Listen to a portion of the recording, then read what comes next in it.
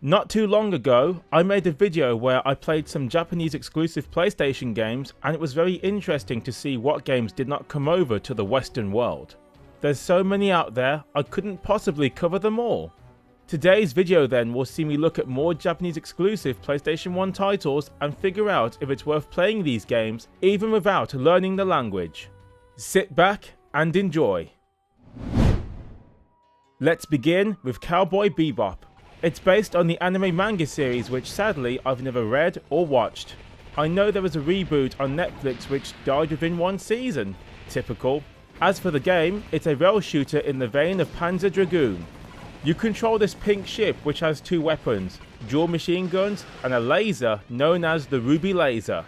Both weapons can lock onto enemies, although the Ruby Laser can only fire in bursts before needing to recharge. The game has a story via cutscenes which play before and after each level. Again, I don't know the franchise or the language, so I don't know who is what or what is going on. I did enjoy watching them play out, mind you, and the reactions on display were quite funny. When you get to the end of a stage, the music will change and you will fight a boss. Some bosses let you fly free roam, while others stick you on a predetermined path as you try to figure out how to win. You can upgrade your ship's weapons before the start of the next stage, or change them entirely if you have enough points to spend. Overall, I actually enjoyed this game. It's simple and very effective with its gameplay mechanics. It's not perfect, the game is short, the graphics could be better, and the camera can really irritate at times. Luckily, the gameplay is strong enough, and the soundtrack is very well done, easily the best aspect of this game. I say check it out, it's a blast while it lasts.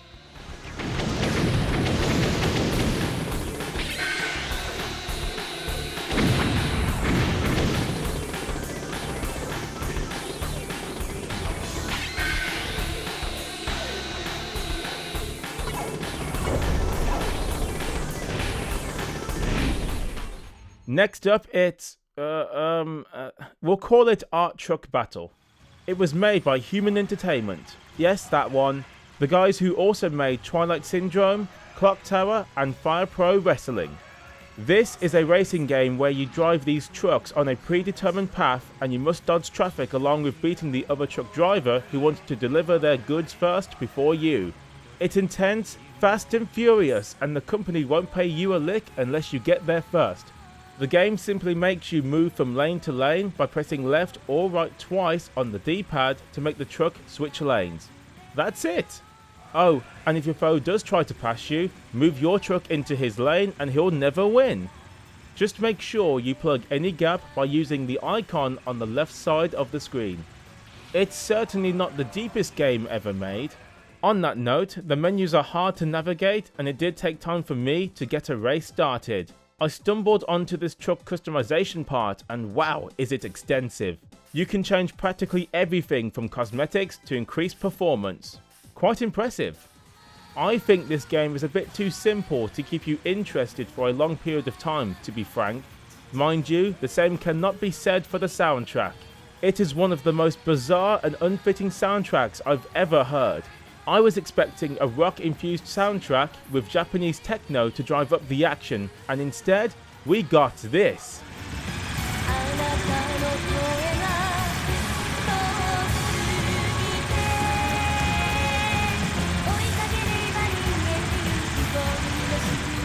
It's so strange and mismatched, I actually kind of like it.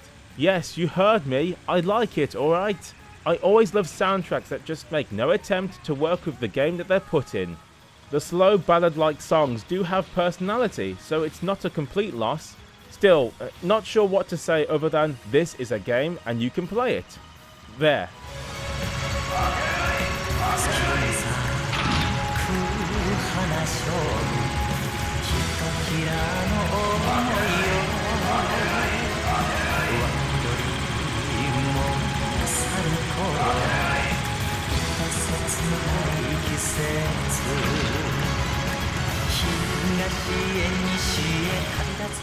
Speaking of Human Entertainment, here's Twilight Syndrome. Nice name. This is a visual novel adventure horror game where you take control of high school students and you look into urban legends with the paranormal. In fact, something happens to one of the girls in the group and I guess we need to find her as well. If you've ever played Clock Tower, this style of game will be very familiar to you. It's mostly a point and click affair with dialogue boxes taking up most of your time. You can also choose at times which answers you want to go with when prompted. I do like the setup of this game and I also appreciate its slow but creepy atmosphere. Sadly, the game is so heavy on the Japanese language and puzzle solving, I can't get far or give you a true take on the gameplay. The best I can say is there's potential here for a great game and the ingredients are definitely packed into it. I say, despite what I just said, try it if you can read or speak Japanese. I hope someday an English patch gets made as I really want to play this game properly.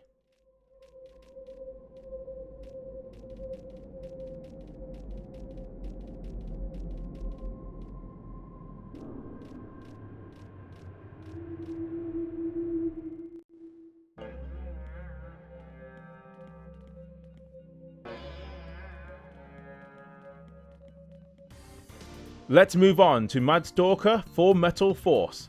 This is a beat 'em up game where you take control of a giant mech and you wreck shit up. I know it's a bit brazen there, but it is true.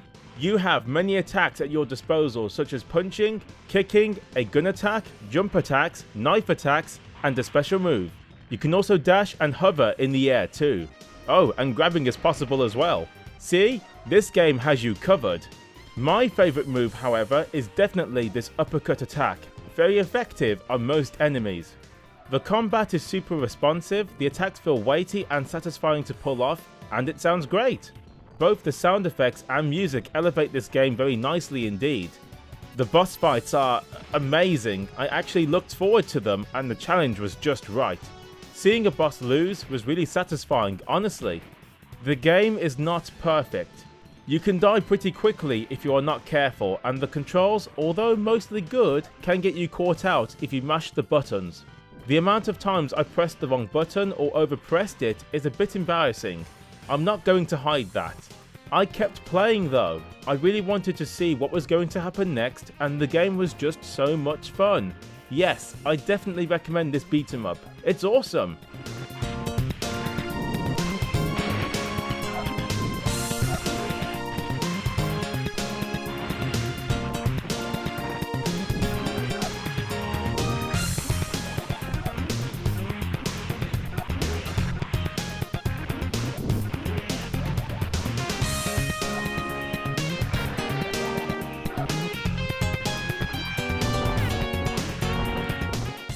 Now we have Battle Master.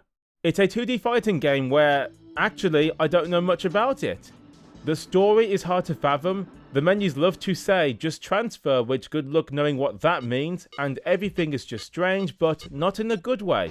Once I fumbled onto my first fight, I got the chance to warm up or basically have a quick practice. It was at this point I knew the game was utter rubbish. Sure enough, the fight started and the world of hurt began. Why is that? Well, see for yourself. Look at this. It's shit.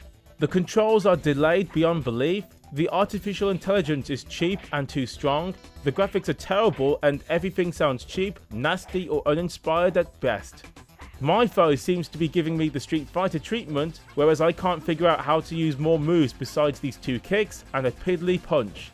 Jumping is not an option either, yet my opponents jump like it's going out of fashion. Yeah, this is absolutely useless. Don't play this. Glad this stayed in Japan. The only good bit was the intro cutscene for its decent introduction song.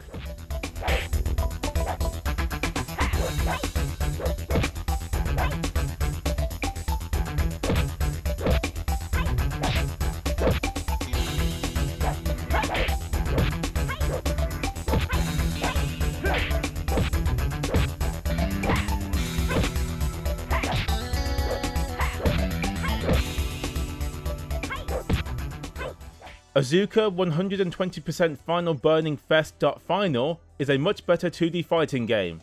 This is actually the final release of the series that started way back on older 4th generation systems. This game lets you pick from an array of female characters. Japan sure loves that aspect, although there are one or two guys if you want to go that route. I chose the lady with the tennis racket. Why not? There is a story mode, but I went with arcade for this video. The game is called 120% because it's named after the bars at the bottom. This meter builds up as you fight, and once it does hit 120%, you move way faster and your attack power increases. Getting this mode is a lot of fun, and you can really start to dictate the fight.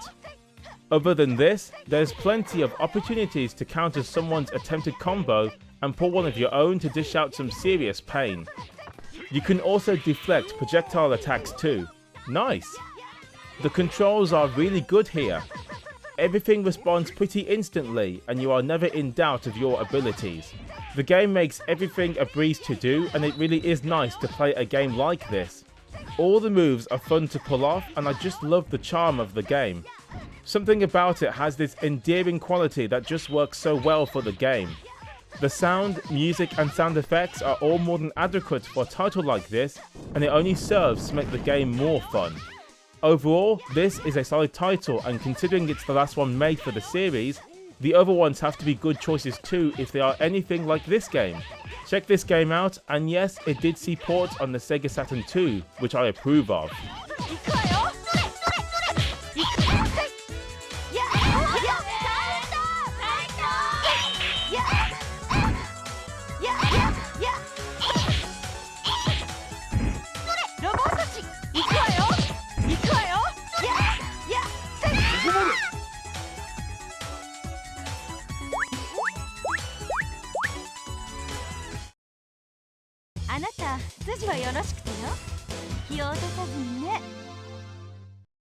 Here is Aerodive. This is an extreme sports game that sees you playing as a team of skydivers.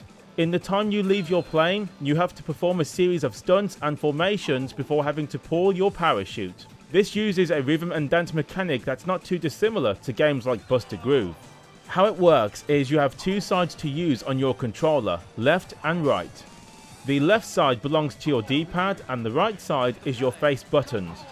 The game alternates between the two, and you simply have to match the patterns the game asks you to do. Pull it off and you execute more complex moves, and your descent rate also slows. That's a good thing, as you are not alone and you must win to get to the next stage. The game is tough as you don't quite get what's going on at first, and the timer is short too. You'll consistently run out of time just as you are about to finish a complex move. If you miss a move, you'll lose a lot of ground, so it's easy to end a stage quickly if you are not careful. You can also launch an attack move where you mess up your foe's timing and make it more difficult for them to get a combo going. Too bad they know this as well, and they do it to you at the first available opportunity. This game is brutal. I will say it looks quite good and the music is very upbeat and nice to listen to. The frame rate though is pretty lackluster. It is never stable, and it really slows down a lot during more intense scenes. I wonder if DuckStation could fix that aspect using its overclocking method. This is a decent game, but I feel most of you will lose interest as the difficulty is very unforgiving right from the off, even on easy mode. Stick with it, learn the mechanics, and actually, this is a surprisingly solid title for the PlayStation.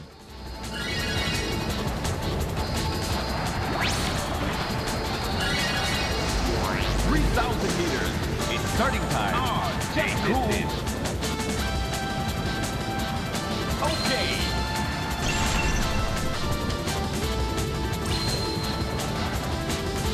No.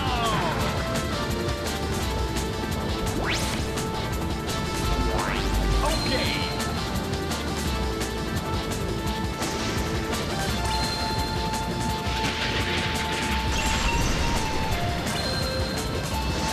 Meters. There's still some time.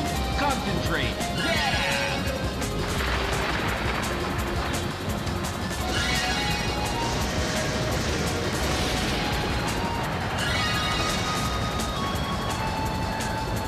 Oh, just missed it. Next up, it's Rakugaki Showtime. It was made by Treasure, who always made some really fun and quirky games. This one is no different. It's a fighting arena game where you take control of these hand-drawn sprites and you have to beat all of the enemies in a given level before moving on. To aid you, you can punch, kick, grab enemies and grab items around the level to throw at those in your way. You can jump, which can also activate this scribble, which gets you to higher platforms much more easily. It's a simple game to play and learn, although later levels do get more challenging rather quickly and boss battles can be frustrating sometimes. Still, it's a very quirky and unique game that has a great hand-drawn art style that I did not think was possible on the PlayStation. It looks fantastic. The soundtrack, sound effects and atmosphere all lend themselves well to help make the look feel more authentic and vibrant. Treasure really put a lot of effort into this game. Overall, I certainly would say try it out and have a good time.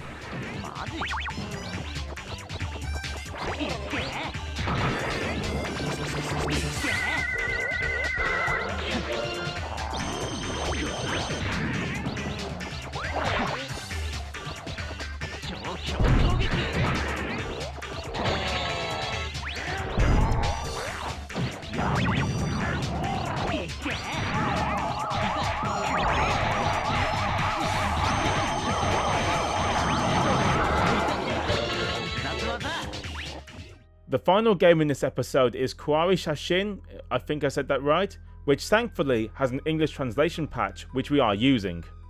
This game has a strange history. Apparently the locations are real locations and that the team behind this captured real ghosts. A developer even died under strange circumstances. Yep, play this one with caution, supposedly it's cursed. Anyway, this is a horror game where you have to examine these photos and find the ghosts hidden inside of them. When you find them, you need to trap them and then perform a ritual to, I guess, set them free or get rid of them? Yeah, my paranormal knowledge is lacking, I admit. Regardless, when you begin your search for the ghosts, your life bar drains away and the icon will turn from blue to yellow to red and then the minigame begins. You need to find and trap 3 spirits in total per level before you pass. If you run out of life, which is very easy to do by the way, you have to start over. Ultimately, this is a simplistic game and you repeat the same thing over and over. The rituals do get more complex as you move through them, but you still go through the same patterns. It gets a bit boring after the initial shock factor wears off. The sound effects and creepy use of music are the game's strongest points and definitely add to the strangeness the game projects. It's very effective and I do recommend those trusty headphones or speakers for maximum enjoyment. Otherwise, this is an interesting experience but not one that I'll be playing much more of. I'm happy others can now experience this Japanese exclusive, but it's not a priority to play this. Still, if you want to try it, do it!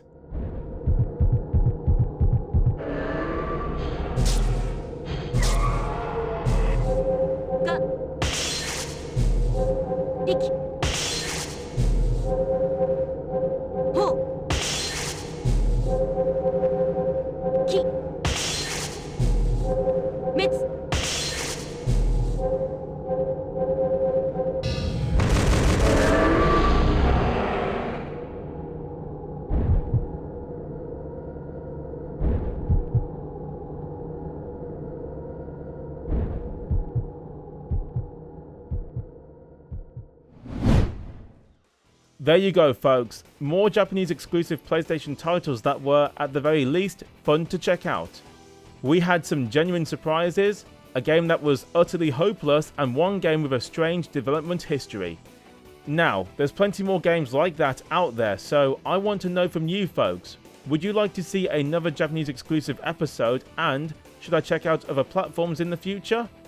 Let me know in the comments and hopefully I'll see you guys again soon.